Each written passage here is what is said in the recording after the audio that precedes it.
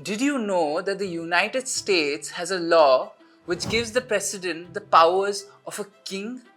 Yes. The presidential pardon law, which has been a point of controversy in the past, came to light again this week. It happened when President Joe Biden used it to save his son Hunter Biden in 2 cases of federal convictions. Not very long ago, Hunter Biden became the first child of a sitting US president to be criminally convicted. He was found guilty of 3 charges by a jury in Delaware for lying about his drug use when purchasing a handgun. Hunter also pleaded guilty for tax evasion of $1.4 million while he was spending that money on drugs and sex workers.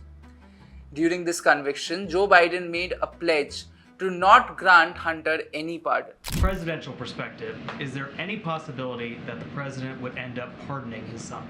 No. I've been very clear. The president's not going to pardon his son. It's still a It no. will always be a no. It's still a no. It will be a no. It is a no, and I don't have anything else to add. Will he pardon his son? No. That I'm not going to do anything. I said I'd abide by the jury decision, and I will do that, and I will not pardon him. But he went ahead and did it anyway.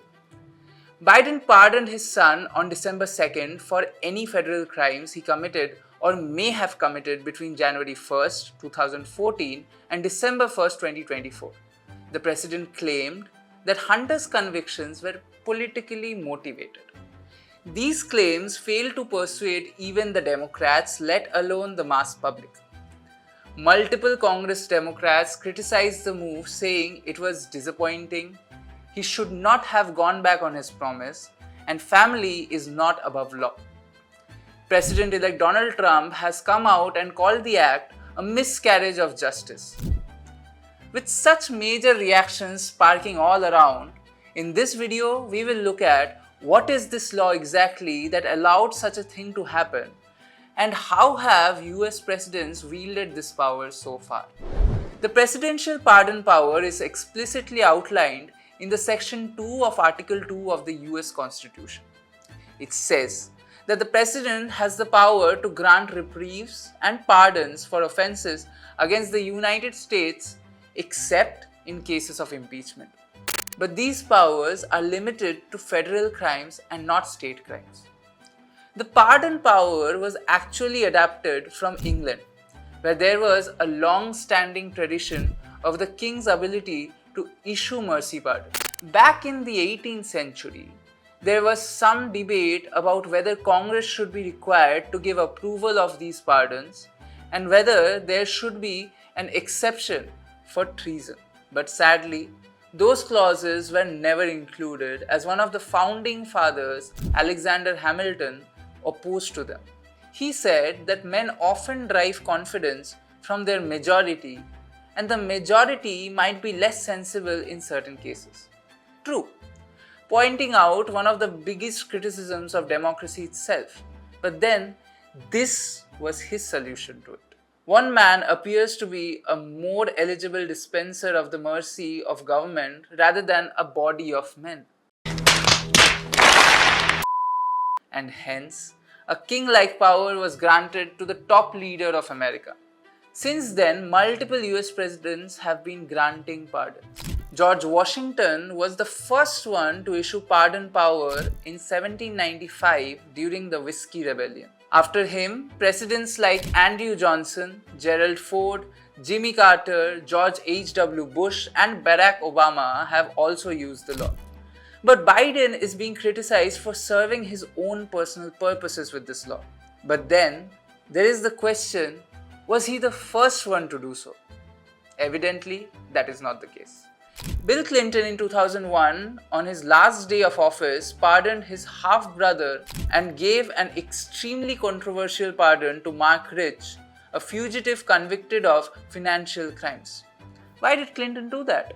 Well, Rich's ex-wife had been a major donor to the Democrats and to the Clinton campaign specifically.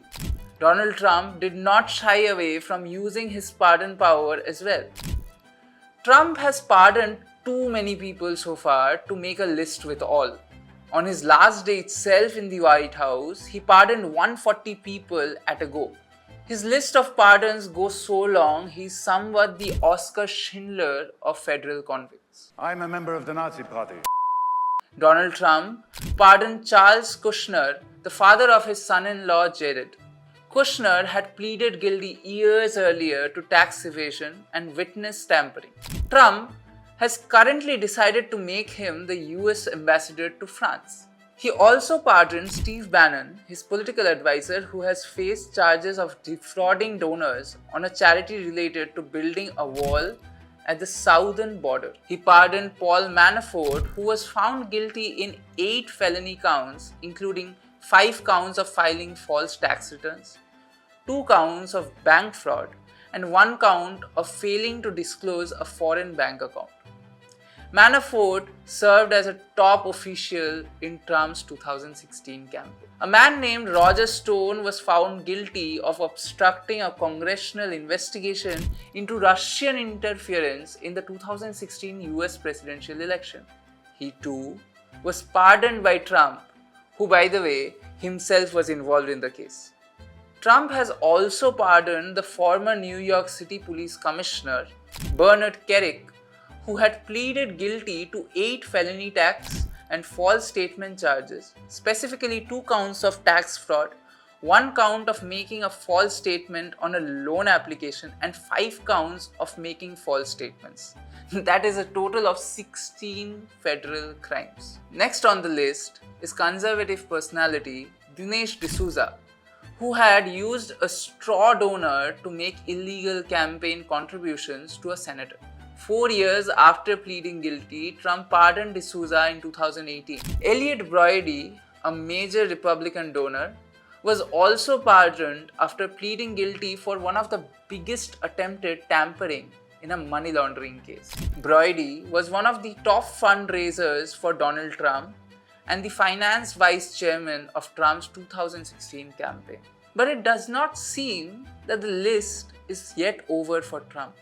In his campaigns for the recent US elections, Trump has stated that he would mass pardon all involved in the January 6th attack. This move, if taken, would end years of work by the Justice Department to investigate and criminally prosecute those involved in the attacks. But should such a godlike power exist today? What do you think? Let us know in the comments below. Also tell us if you want to know more about the presidential pardon law in India. And don't forget to subscribe to the New Indian Express. See you next time.